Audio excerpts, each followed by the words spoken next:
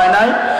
বিশেষ করে বিশ্ববিদ্যালয়ের হলগুলিতে যে টর্চার সেল করা হয়েছিল, এই টর্চার সেলে খালি শিবিরের লোকদেরকে টর্চার করা হয় নাই, সাধারণ ছাত্র ছাত্রীদেরকে টর্চার করা হয়েছে, সাধারণ ছাত্র ছাত্রীদেরকে হত্যা করা হয়েছে, সাধারণ ছাত্র ছাত্রীদেরকে পঙ্গু করে দেওয়া হয়েছে শিবির ট্যাগ লাগিয়ে। এখন তারা কোথায়? এখন তারা কোথায়? পালাইছে তারা। কেন পালাইলেন? কেন এত বাহাদুর সব, এত লড়াকু? বাবারে বাবা, পালাইলেন কেন?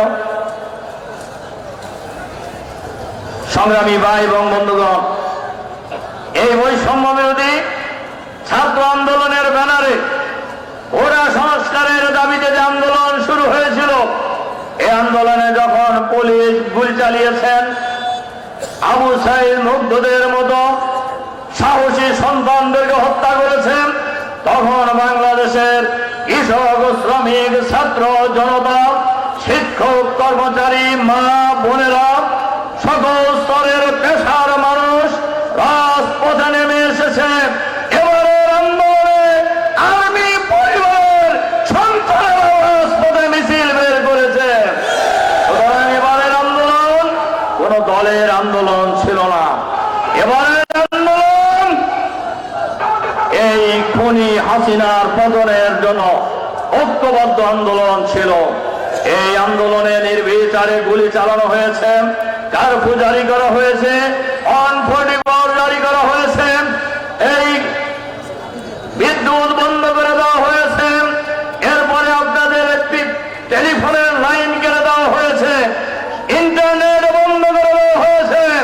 সব কিছুকে উপেক্ষা করে পুলিশের ব্যারিকেড ভেঙে, আর্মির কারফিউ ভেঙে বাংলাদেশের ছাত্র জনতা যখন মিছিল নিয়ে গণভবনের দিকে অগ্রসর হচ্ছিলেন, সেই সময়ে ফ্যাসিবাদের নায়িকা শেখ হাসিনা পালিয়ে ভারতে চলে গেছেন। সংগ্রামী ভাই এবং বন্ধুগণ, পালায় যাওয়ার পরই বাংলাদেশ মুক্ত হয়েছে। বাংলাদেশের মানুষ বলছে, আমরা নতুন বাংলাদেশ পেয়েছি, আমরা নতুন করে স্বাধীনতা পেয়েছি। বাংলাদেশের মানুষ এখন স্বাধীন, কথা বলতে কারোর অনুমতির প্রয়োজন হয় না। কিন্তু এই জায়গায় আসতে কম জীবন দিতে হয় নাই, 2000-এর অধিক লোককে জীবন দিতে হয়েছে। এখানে আমাদের সাংবাদিক বন্ধুরা আছেন, ঢাকার অলিতে গলিতে চৌঠা রাস্তায় রাস্তায় লাশ পড়েছিল ছাত্র জনতা, এবং আজ পর্যন্ত অসংখ্য মানুষ এখনো তাদের আপনজনের সন্ধান পায় নাই। তাদের লাশ কারোর গুম করা হয়েছে, কারোর লাশ পুড়িয়ে দেওয়া হয়েছে। আমি গত 3 দিন আগেই একটা অনুষ্ঠানে শহীদ পরিবারের সদস্যদের সাথে দেখা হয়েছে। একজন বোন বললেন, তিনি খবর পেয়ে তার স্বামীকে দেখতে গিয়েছেন, তার লাশ তিনি দেখেছেন, লাশ নিয়ে আসার চেষ্টা করেছেন, লাশ পুলিশ দেয়নি। এরপরের থেকে এখন পর্যন্ত সেই বোন তার স্বামীর লাশ খুঁজে পায় নাই। এরকম অসংখ্য ভাই এবং বোন আছে যাদের লাশ এখনো পাওয়া যায় নাই। এখনো শহীদের রক্ত শুকায় নাই। এখনো মাঝে মধ্যেই শোনা যায় শেখ হাসিনা ঠুস করে ঢুকে পড়ার কথা বলতেছে, আবার বক্তৃতা করে। আমি আপনাদের কাছে, আপনাদের মাধ্যমে গোটা দেশবাসীকে জানাতে চাই, বাংলাদেশের মাটিতে আর ফ্যাসিবাদ ফিরে আসবে না ইনশাআল্লাহ। বাংলাদেশের মাটিতে আর কোন ফ্যাসিবাদী দোসরের উত্থান হতে দেওয়া হবে না। এর সাথে সাথে আমি ফ্যাসিবাদের সাথে যারা ছিলেন, এখনো দেশে আছেন, তাদেরকে আমি বলব, আপনাদের নেত্রী আপনাদেরকে রাইখা পালায় চলে গেছে। আপনাদের নেতারা বলেছিলেন আওয়ামী লীগ যদি ক্ষমতা হারায় একদিনে 5 লক্ষ লোক মারা যাবে। কে বলছিল? কে? আমি কাউকে বলতে চাই না। তাদের দলের সাধারণ সম্পাদক বলছিলেন এবং শেখ হাসিনাও তাই বলছেন, কিন্তু একজন লোক কি মারা গেছে? 5ই আগস্ট রাত্রে আমাদের নেতা জামাত ইসলামীর আমির ডক্টর শফিকুর রহমানের নির্দেশে আমরা সারা বাংলাদেশে জামাতের সকল ইউনিটকে বলেছি, আমরা বাংলাদেশের জনগণকে বলেছি, আইন আমরা হাতে তুলে নেব না। আমরা যদি নির্দেশ দিতাম বাংলাদেশ তামা হয়ে যেত, কিন্তু সেটা কি হয়েছে? কিন্তু আপনারা এটা দুর্বল মনে করেন না। কাজেই ফ্যাসিবাদের দোসর যারা বিদেশ থেকে আপনাদের নেত্রীর কথায় উকি ঝুঁকি মারার চেষ্টা করছেন, উকি ঝুঁকি মারা বন্ধ করেন। যে যত উকি ঝুঁকি মারবেন সেই তত বিপদে পড়বেন। জেনে রাখবেন আপনাদের নেত্রী আর আসবে না, আসবে বিচারের কাঠগড়ায় দাঁড়ানোর জন্য। এটা মাথায় নিয়ে যান। যে দেশের মানুষ ফ্যাসিবাদের বিরুদ্ধে লড়াই করতে গিয়ে পুলিশের বুলেটের সামনে মুখ পেতে দেয়, যে দেশের মানুষ অন্যায়ের বিরুদ্ধে লড়াই করতে গিয়ে পাহাড় চোখায় জীবন দেয়, সেই দেশের মানুষকে আর দমায় রাখা যাবে না, যাবে না। কাজেই আপনারা আর ফিরে আসার চিন্তা করে এই দেশের মানুষকে আর বিরক্ত করেন না। সংগ্রামী ভাই এবং বন্ধুগণ, আজকে বাংলাদেশের সকল মানুষের 18 কোটি মানুষের 1 নম্বর দাবি গণহত্যার বিচার করতে হবে। এই গণহত্যা যার নেতৃত্বে সংগঠিত হয়েছে, আমরা বলবো তাদের নামে ট্রাইব্যুনালে গ্রেফতারি পরোয়ানা জারি করা হয়েছে। সরকারের দায়িত্ব শেখ হাসিনা সহ দেশে বিদেশে যারা আছে সবাইকে গ্রেফতার করে বিচারের মুখোমুখি করা। সরকারের এই দুর্বলতাকে আমরা বরদাস্ত করব না। সরকারকে মনে রাখতে হবে, আপনারা ক্ষমতায় বসেন নাই, আপনাদেরকে ক্ষমতায় আমরা বসিয়েছি। সুতরাং জনগণের এই দাবির প্রতি যদি সামান্যতম দুর্বলতা প্রদর্শন করেন, এই জনগণ আবার জেগে উঠবে ইনশাআল্লাহ। কাজেই 6 মাস পার হয়ে গেল, বিচার শুরু হয়েছে শুনছি, কিন্তু বিচারের তেমন কোনো অগ্রগতি হয় নাই। আজকের এই বিশাল কর্মী সম্মেলনে আমরা অন্তর্বর্তীকালীন সরকারের কাছে আহ্বান জানাবো, যারা এখনো গ্রেপ্তার হয় নাই তাদেরকে আপনারা গ্রেপ্তার করুন। আর একটা কথা সরকারকে বলবো, সব লোক বিদেশে পালায় গেছে এটা ঠিক নয়, এরা এখনো আপনাদের নজরের মধ্যেই আছে। কাজে এদের গ্রেপ্তার করতে হবে। ফ্যাসিবাদের সাথে যারা জড়িত, সেটা সরকারের লোক হোক, আওয়ামী লীগের লোক হোক, প্রশাসনের লোক হোক, যারা এই ফ্যাসিবাদের সাথে জড়িত, যারা এই গণহত্যার সাথে জড়িত, এদেরকে গ্রেপ্তার করতে হবে, এদেরকে চিহ্নিত করতে হবে, এদের গ্রেপ্তার করতে হবে, এদেরকে বিচারের মুখোমুখি করতে হবে। আমরা জানি প্রশাসনে এখনো ফ্যাসিবাদের দোষর। আমরা শুনতেছি রং পাল্টিয়ে তারা আবার দাপটের সাথে চলার চেষ্টা করতেছেন। আমরা শুনেছি কাউকে খাজনা দিয়ে চলার চেষ্টা করতেছেন। খাজনা দিয়ে রেহাই পাওয়া যাবে না, এটা জেনে রাখবেন। ফ্যাসিবাদের দোষর তাদেরকে আমরা চিনি, তারা বাংলাদেশে, তাদেরকে বাংলাদেশের মানুষ চেনে। সুতরাং ফ্যাসিবাদের দোষর যেখানেই থাকুক, সরকারের কাছে আমরা আহ্বান জানাবো, অবিলম্বে তাদেরকে চিহ্নিত করে গ্রেপ্তার করে বিচারের মুখোমুখি করুন। আর অন্তর্বর্তীকালীন সরকারের কাছে আমরা আহ্বান জানাবো, দ্রব্য মূল্যের যে ঊর্ধ্বগতি আমরা শুনেছি, এখনো সিন্ডিকেট আছে। এই সিন্ডিকেট ভাঙতে হবে। আমরা এটাও শুনেছি সিন্ডিকেট আগের মতোই আছে, খালি মানুষ পরিবর্তন হয়েছে। কাজে এই সরকারের দায়িত্ব এই সিন্ডিকেট ভেঙে ফেলতে হবে। 1 টাকার কপি গ্রাম থেকে আসে ঢাকা এসে 35 টাকা হয়ে যায়। কাজেই এই সিন্ডিকেট ভাঙতে হবে, এটা সরকারের দায়িত্ব। আপনি যদি না পারেন তো আপনাদের কামটা কি? সংগ্রামী ভাই এবং বন্ধুগণ, এই সরকারের কাছে আমি আহ্বান জানাই, গোজামিলের ভোটার তালিকা হইতেছে। এই গোজামিলের ভোটার তালিকা বাংলাদেশের মানুষ মানবে না। 2008 সালে জানুয়ারিতে যাদের জন্ম তারা সবাই ভোটার হবে। প্রায় 17-18 বছর আগে যারা ভোটার হয়নি তারা সবাই এখন ভোটার। অথচ আপনার গোজামিলের একটা ভোটার তালিকা করার চিন্তা করতেছেন। ফ্রেশ ভোটার তালিকা করেন, এজন্যই ফ্রেশ ভোটার তালিকা করতে হবে। আমরা সবাই জানি, আমাদের বিএনপির বন্ধুরাও আগে কথা বলছে, এখন আর বলে না যে 2 কোটি ভুয়া ভোটার আওয়ামী লীগ করেছিল। কারণ আপনারা ওনারা কেন বলে না আমি বুঝতেছি না। এই ভুয়া ভোটার নির্বাচন কমিশনকে আমরা বলবো, এই যে 2 কোটি ভুয়া ভোটার আওয়ামী লীগ তৈরি করেছে, এই 2 কোটি ভোটার আপনি বাদ দিবেন কিভাবে? এটা জাতির কাছে পরিষ্কার করতে হবে।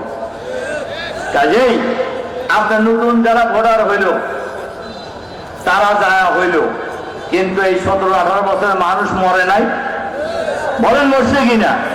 টাকারে ভোটার তালিকা থেকে বাদ দিব কে? এটাই তো কাজ। কাজে আমাদের বক্তব্য খুবই পরিষ্কার, নতুন ভোটার তালিকা করে যত তাড়াতাড়ি সম্ভব প্রয়োজনীয় সংস্কার করে নির্বাচন দিতে হবে। যেন তেন প্রকারের নির্বাচন বাংলাদেশের মানুষ মানবে না। বাংলাদেশের মানুষ 18 বছর যাবৎ ভোটাধিকার প্রয়োগ করার সুযোগ থেকে বঞ্চিত। সুতরাং আরো 5 বছর যদি আমরা ধরি, 8 সালের নির্বাচনকেও যদি আমরা ষড়যন্ত্রের নির্বাচন ধরি, তাহলে বলা যায় প্রায় 25 বছর যাবৎ বাংলাদেশের মানুষ ভোটাধিকার থেকে বঞ্চিত। সুতরাং এই ভোটাধিকার প্রয়োগ করার জন্য স্বচ্ছ ভোটার তালিকা জরুরি। সংগ্রামী ভাই এবং বন্ধুগণ, আমরা পরিষ্কার ভাবেই বলতে চাই, বিরোধী দলের সকল নেতাই মুক্তি পেয়েছেন, কিন্তু জামাত ইসলামের নেতা, আমাদের নেতা এটিএম আজহারুল ইসলাম এখনো মুক্তি পায় নাই। আমরা আজকের এই বিশাল কর্মী সম্মেলন থেকে অন্তর্বর্তীকালীন সরকারের কাছে আহ্বান জানাবো, অবিলম্বে জামাত ইসলামের সাবেক ভারপ্রাপ্ত সেক্রেটারি জেনারেল সংগ্রামী জনতা জনাব আজহারুল ইসলামকে মুক্তি দিতে হবে। মুক্তি মুক্তি মুক্তি চাই, আজহার ভাইয়ের মুক্তি চাই, মুক্তি চাই, মুক্তি মুক্তি মুক্তি চাই। সংগ্রামী ভাই এবং বন্ধুগণ, আমরা 2000-এরও অধিক মানুষের জীবনের বিনিময়ে হাজার হাজার মানুষের রক্তের বিনিময়ে আমাদের কাছে যে তালিকা এসেছে, সেই তালিকায় 38,000 মানুষ আহত হয়েছে। অনেকেই 2 চোখ অন্ধ হয়ে গিয়েছে গুলিতে, অনেকেই আজীবনের জন্য 2 পা হারিয়েছেন, অনেকেই 1 পা হারিয়েছেন, 1 হাত হারিয়েছেন। হাজার হাজার মানুষ বঙ্গত্ব বরণ করেছে। আমরা এই সরকারের কাছে আহ্বান জানাবো, অবিলম্বে আহতদের শহীদ পরিবারের থেকে, প্রত্যেক পরিবার থেকে তাদের যোগ্যতা অনুযায়ী একজনকে সরকারি চাকরিতে নিয়োগ করতে হবে, আর আহতদেরকে সুচিকিৎসা করে তাদের পুনর্বাসনের ব্যবস্থা করতে হবে। এরা বাংলাদেশের 18 কোটি মানুষের দাবি। ফ্যাসিবাদের বিরুদ্ধে তারা জীবন দিয়েছেন, তারা যদি জীবন না দিতেন আজকে আমরা বক্তৃতা করারও জায়গা পেতাম না। যারা আমরা ক্ষমতায় যেতে চাই, আমরা সহ সবাইকেই বলবো, ক্ষমতায় যাওয়ার ওই পাখির ধারের কাছেও যেতে পারতেন না এরা যদি জীবন না দিত। কাজেই এদের সুচিকিৎসার জন্য আমরা দেখছি রাজপথে তারা নেমে আন্দোলন করছে চিকিৎসার জন্য। এই দাবি বাংলাদেশের মানুষ দেখতে চায় না। মানুষ চায় তাদের সুচিকিৎসার জন্য যা ব্যবস্থা করা প্রয়োজন তাই করতে হবে। এই যে হাজার হাজার মানুষের জীবন, লক্ষ লক্ষ মানুষের রক্তের বিনিময়ে অর্জিত যে গণতন্ত্র, অর্জিত যে দ্বিতীয় স্বাধীনতা, অর্জিত যে নতুন বাংলাদেশ, এই বাংলাদেশের এখন প্রয়োজন জাতীয় ঐক্যের। এই জাতীয় ঐক্যের মধ্যে যারাই ফাটল সৃষ্টি করবেন তাদেরকেই বাংলাদেশের মানুষ ভালো চোখে দেখবে না। এরপরে আরো শক্ত কথা বলবো। সংগ্রামী ভাই এবং বন্ধুগণ, আমরা জাতীয় ঐক্য চাই, আমরা ওলামায়ে কেরামের ঐক্য চাই, আমরা ওলামায়ে কেরামকে নিয়ে ঐক্যবদ্ধভাবে নতুন বাংলাদেশ আমরা গড়ে তুলব ইনশাআল্লাহ। বাংলাদেশে ইতিমধ্যেই স্লোগান উঠেছে, সব দল দেখা শেষ, এবার দেখব জামাত ইসলামী বাংলাদেশ। সংগ্রামী ভাই এবং বন্ধুগণ, এই জন্য জামাত কর্মীদের কাছে আমার আহ্বান, আমরা নিজেদেরকে ইসলামের আলোকে গড়ে তুলব। ইসলামের সমান আদর্শের দাওয়াত এই মুরাদ নগরের প্রতিটি গ্রামে গঞ্জে নগরে বন্দরে প্রতিটি ঘরে ঘরে আমরা পৌঁছে দেবো ইনশাআল্লাহ। সবাই সবাইকে ঐক্যবদ্ধ করে আমরা সামনে এগিয়ে যাব। আমাদের পিছনে তাকানোর সময় নেই, আমরা সামনে এগিয়ে যাব ইনশাআল্লাহ। আমরা ভয় করব আল্লাহকে, নির্ভর করব আল্লাহর উপরে, সাহায্য চাইব আল্লাহর উপরে। আমরা আমাদের এই আন্দোলন চলতেই থাকবে যতদিন বাংলাদেশের জমিনে কোরআনের সমাজ কায়েম না হবে, ততদিন আমাদের লড়াই সংগ্রাম অব্যাহত থাকবে ইনশাআল্লাহ। ইনশাআল্লাহ বাংলাদেশের চতুর্দিক থেকে যখন এই আওয়াজ উঠেছে, তখন দুটি কথা মানুষের মধ্যে আলোচনা হচ্ছে। এক নাম্বার কথা, আমরা যখন ইসলামী সমাজের কথা বলছি, ইসলামী রাষ্ট্রের কথা বলছি, চাঁদাবাজ মুক্ত সমাজের কথা বলছি, দুর্নীতি মুক্ত সমাজের কথা বলছি, আধুনিক বাংলাদেশের কথা বলছি, মানবিক বাংলাদেশের কথা বলছি, ইসলামের বাংলাদেশের কথা বলছি, তখন তারা বলছেন দুইটা কথা। এক নম্বর কথা বলতেছেন যে জামাত ইসলামের রাষ্ট্রের কথা বলতেছে, দুর্নীতি মুক্তের কথা বলতেছে, ক্ষমতায় যাই আগে দেখা যাবে কত ভালো থাকে। কিন্তু আমরা বলি আমাদের দুইজন মন্ত্রী তিনটা মন্ত্রণালয় এক সময় পরিচালনা করছে না, করছে কিনা? হাসিনা আমাদের নেতাদেরকে ফাঁসি দিছে। মঈনুদ্দিনের ফখরুদ্দিনের 2 বছর, আর এই 15.5 বছর, কয় বছর হয়? হ্যাঁ, এই 17.5 বছরে জামাত নেতাদের বিরুদ্ধে মাইক্রোস্কোপ দিয়ে দুর্নীতি বের করার চেষ্টা করেছেন, কিন্তু 1 টাকার দুর্নীতি তারা বের করতে, এটা কি প্রমাণ হয় না? 2 নম্বর এই প্রশ্নের 5 আগস্টের পর বাংলাদেশে বহু চাঁদাবাজি হয়েছে, বহু টেন্ডারবাজি হয়েছে, বহু দখলবাজি হয়েছে, কিন্তু জামাত শিবিরের লোকেরা কি এর সাথে যুক্ত হয়েছে? এটা বোঝা যায় না যে জামাত একদল সব দক্ষ লোক তৈরি করেছে। সংগ্রামী ভাই এবং আরেকটা কথা বলে যে জামাত যদি ক্ষমতায় যায় তাহলে মহিলাদের কি হবে? আবার আর এক গ্রুপ কয় যে মহিলাদের ঘরে ঢুকে বলে একদম কালো বোরকা পরাই। আমরা বলি মহিলারা হলেন মায়ের জাতি, মায়ের জাতির মর্যাদা সবার উপরে। জামাত যদি রাষ্ট্রীয় ক্ষমতা, রাষ্ট্রীয় দায়িত্ব পালনের সুযোগ পায়, প্রথম কথা হলো আমরা রাজা হব না, আমরা জনগণকে প্রজা বানাবো না, আমরা দেশের সেবক হব। 2, মহিলাদের ব্যাপারে আমাদের বক্তব্য খুবই পরিষ্কার। মহিলারা স্কুলে যাবে, কলেজে যাবে, বিশ্ববিদ্যালয়ে যাবে, বিসিএস পরীক্ষা দেবে, আর্মি অফিসার হবে, পুলিশ অফিসার হবে, ব্যাংকের ম্যানেজার হবে মেয়েরা ইনশাআল্লাহ। ব্যাংকের ম্যানেজার যদি মহিলা হয় আর সেই ব্যাংকে যদি মহিলারা টাকা তোলে, পুরুষের সাথে লাইন ধরে ধাক্কাধাক্কি করে টাকা তুলতে হবে না। এটা ভদ্র মহিলাদের জন্য এটা সবচেয়ে ভালো নয়? আবার মানে সবাই ভালো। আল্লাহ রসুল বলেছিলেন, ইসলামী রাষ্ট্র যদি হয়ে যায়, সানা থেকে হাজরা মউত পর্যন্ত একজন সুন্দরী রমণী একাকী চলবে, তার সতীত্ব হরণ করার কোন দুর্বৃত্ত ওই সমাজে খুঁজে পাওয়া যাবে না। আমরা বলি, বাংলাদেশে যদি ইসলামী রাষ্ট্র হয়ে যায়, টেকনাফ থেকে তেঁতুলিয়া, রূপসা থেকে মাদুরিয়া, 56,000 বর্গ মাইলের এই বাংলাদেশে একজন সুন্দরী রমণী একাকী চলবে। একজন সুন্দরী রমণীর দিকে মাথা চক্রে তাকানোর কোন দুর্বৃত্ত এই সমাজে খুঁজে পাওয়া যাবে না ইনশাআল্লাহ। এরকম একটা সমাজ আপনারা চান না? আবার আরেকটা প্রশ্ন তুলতেছে, তাহলে অমুসলিমদের কি হবে? আমাদের বক্তব্য খুবই পরিষ্কার। বাংলাদেশে সংখ্যালঘু বলে আমরা কোনো কথাকে বিশ্বাস করি না।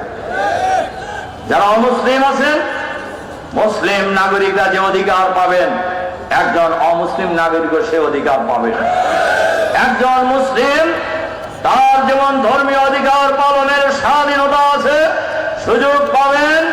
ইসলামী রাষ্ট্র হলে অমুসলিমরাও তাদের অধিকার পাবেন, সকল ধর্মীয় অধিকার স্বাধীনভাবে তারা পালন করতে পারবেন ইনশাআল্লাহ, ইনশাআল্লাহ। সুতরাং ইসলামী রাষ্ট্র হলে লাভ হলো পুরুষের, লাভ মহিলা, লাভ মুসলমানের, লাভ অমুসলমানের, লাভ যুবকের, লাভ যুবতীর, সকল শ্রেণী পেশার মানুষ। ইসলামী রাষ্ট্র হলে বাংলাদেশে কোনো বেকার থাকবে না, বেকার থাকবে না। 18 কোটি মানুষের 36 কোটি হাতকে আমরা কর্মে পরিণত করবো ইনশাআল্লাহ। আমরা 36 কোটি হাতকে আমরা শক্তিতে পরিণত করবো ইনশাআল্লাহ। সুতরাং এই বাংলাদেশ হবে আগামী দিনে চাঁদাবাজ মুক্ত বাংলাদেশ, সন্ত্রাস মুক্ত বাংলাদেশ, নৈরাজ্য মুক্ত বাংলাদেশ, দুর্নীতি মুক্ত বাংলাদেশ, আধুনিক বাংলাদেশ, মানবিক বাংলাদেশ, ইসলামের বাংলাদেশ ইনশাআল্লাহ। সেই দেশ আপনারা চান না? যারা যারা চান আলহামদুলিল্লাহ। সংগ্রামী ভাই এবং বন্ধুগণ, এখন বাংলাদেশের 18 কোটি মানুষের বেশিরভাগ মানুষ এরা চায়, এখন সেইটাকে আমরা কার্যে পরিণত করবো আগামী দিনে ইনশাআল্লাহ। সেই প্রত্যাশা রেখে মুরাদনগরে আবারও মুরাদনগরের ঘরে ঘরে ইসলামের দাওয়াত পৌঁছে দিয়ে জনগণকে সংগঠিত করার মধ্য দিয়ে আগামী দিনের মুরাদনগর হবে ইসলামের মুরাদনগর ইনশাআল্লাহ। আগামী দিনের মুরাদনগর হবে ইসলামী আন্দোলনের মুরাদনগর ইনশাআল্লাহ। আগামী দিনের বাংলাদেশের চূড়ান্ত ইসলামী বিপ্লবের আহ্বানে যে আন্দোলন শুরু হবে, সেই আন্দোলনে